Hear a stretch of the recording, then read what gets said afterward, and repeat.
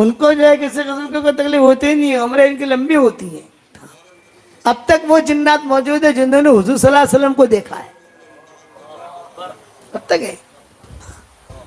مسجد نبوی ملتے ہیں اور کبھی کبھی ہمیں ہماری مہندی والی مسجد میں یہ ہمارا یہ جنات ہے میرا جو بیٹھا ہے، یہ بھی گواہ ہے، یہ جو قصہ سنا رہا ہوں۔ مہندی والی مسجد کے اندر میں بہت پریشان تھا، بچے ہمارے چھوٹے چھوٹے تھے، مفتی حذیفہ یا خالد وغیرہ سب چھوٹے چھوٹے تھے، اور میں وہاں قرآن بھی سناتا تھا، بہت پریشان۔ میں پریشانی میری یہ کہ یار گھر والے کہتے تھے کہ یہ عید آ رہی ہے، بچوں کے لیے کپڑے نہیں ہیں عید کے، کچھ کہیں سے سلاؤ کچھ کرو۔ میں نے کہا اب تو کیا 2 دن تو رہ گئے عید کے، اور جو ہے پیسے کی بھی کمی ہے، اور کہاں جائیں گے بھائی، چلو ایسے کپڑوں میں عید کر لینا، عید کے بعد انشاءاللہ سلا لیں گے۔ تو ایک آدمی آئے میرے پاس، مولانا بہت پریشان ہو بھائی، پریشان کیا، بچوں کے کپڑے سلانے ہیں، کپڑا تو ہے، ہدایت ہے کپڑے وہ تو ہے، لیکن اب اتنا جلدی کون سی میں سیوں گا، ابھی تو کیسے سیے گا، میرے اتنے بچے ہیں، فلاں فلاں فلاں فلاں فلاں۔ مولانا فکر نہ کریں، میں انشاءاللہ سی کر دوں گا آپ کو، یہ میرا وعدہ ہے۔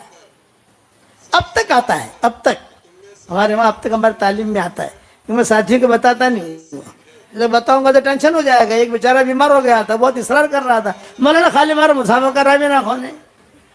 میں نے کہا دیکھ 1 مہینے تک بیمار رہے گا، ارے نہیں وہ مضبوط چھو۔ تو وہ آیا میرے پاس ظہر کی نماز میں اور کہا مولانا خالی کپڑا مجھے دے دو، کپڑا نہیں ہے تو میں لے آؤں گا کہیں سے۔ تو لائے گا تو کہاں سے لائے گا؟ یہ کہا مولانا لے آؤں گا، کوئی پیسہ نہیں میرے پاس، پیسہ ہے تو مسئلہ نہیں، پیسہ ہے میرے پاس۔ تو میرے گھر میں مکہ یعنی قریب میں رہتے تھے، میں نے میری بیوی کو خبر بھیجی بھائی جو بھی کپڑوں کے ٹکڑے بھیجو، اور بچوں کے ناپ بھیجو، بچے چھوٹے چھوٹے تھے ہمارے۔ میں نے لا کے دے دیا، دیکھ بھائی آپ عید ہونی چاہیے، ٹھیک ٹھاک سینا، بے فکر رہو۔ ظہر میں دیا اور مغرب میں سب کے کپڑے سی کے لے آیا، سب کے نام لکھے ہوئے لکھے ہوئے۔ بھائی تو اس نے کہا میں کوئی اور مخلوق ہوں؟ ارے یار تو روزانہ میرے بیان میں آگے بیٹھتا ہے۔ بولے اسی لیے تو کپڑے سیے میں نے، تو بیان میں آگے بیٹھتا تھا وہ، اب بھی آتا ہے تعلیم کے اندر، بس آ کر مسافہ کر کے چلا جاتا ہے۔ تو ہمارے بمبئی میں ابو عاصم اعظمی ہے، نام سنا ہوگا آپ نے، تو اس کا بھائی ہے نہیں، اس کا بھائی وہ میرے پاس آیا، اس کے پاس آیا، ہمارے جنات کے پاس، یہ قریب میں رہتے ہیں یہ لوگ وہاں۔ اس نے کہا مولانا سے کہو جنات سے میری ملاقات کرا دیں۔ تو میرے تک بات پہنچی، میں نے کہا اس کا کام نہیں ہے، پریشان ہو جائے گا۔ ارے مولانا میں تو بہت بہادر آدمی ہوں یار، میں تو آپ ٹینشن مت لو۔ اچھا میں نے کہا فلاں دن عشاء کی نماز میں مہندی والی مسجد میں آنا، لوگ جب مسافے کے لیے کھڑے ہوں گے نا تو میرے پاس خالی کھڑا ہو جانا۔ جب وہ جنات آئے گا تو میں کہوں گا کہ لے بھائی ہمارے ابو عاصم کے بھائی ہیں، یہ مسافہ کر لیں ان سے، اتنا میں کہوں گا تو سمجھ جانا وہ جنات ہے۔ ہاں ٹھیک ہے ٹھیک ہے۔ اب وہ آیا، اس کے ساتھ پولیس والے بھی، بڑے لوگوں جیسے ہوتے سیکورٹی، یہ وہ سب آیا، لوگوں نے سمجھا پتہ نہیں کیوں آیا ہے، کیا ہے کیا نہیں۔ خیر اب میں نے تعلیم کر لی، مہندی والی مسجد میں ہماری حیات صحابہ کی تعلیم ہوتی ہے تھوڑی دیر، 10 منٹ 15 منٹ۔ تو ہم تعلیم کر کے فارغ ہوئے تو لوگ مسافے کے لیے کھڑے ہوئے، جوانی کا زمانہ تھا تو ہم مسافہ بھی کر لیتے تھے۔ اب بڑھاپے میں مسافہ کرنا مشکل ہو گیا، کیا مسافہ کرے لوگوں سے، مسافہ کرتے کرتے میرے گھٹنے پر مارتے ہیں، میں خود بیمار آدمی گھٹنے کا، اور ایسے زور سے ماریں گے تو میں نے کہا بھائی اس سے اچھا کبھی مسافہ ہی نہ کرو۔ مسافہ کے لیے میرے قریب کھڑا تھا وہ ابو عاصم اعظمی کا بھائی، پپو ہے، پپو اس کا نام ہے، پپو نام تو کچھ اور ہے لیکن وہ عشرت کہتی ہے کہ شاید پپو ہے، جو ہے شالیمار والے کا یہ رشتہ دار ہے، بھائی ہے اس کا یا کوئی بھی ہے۔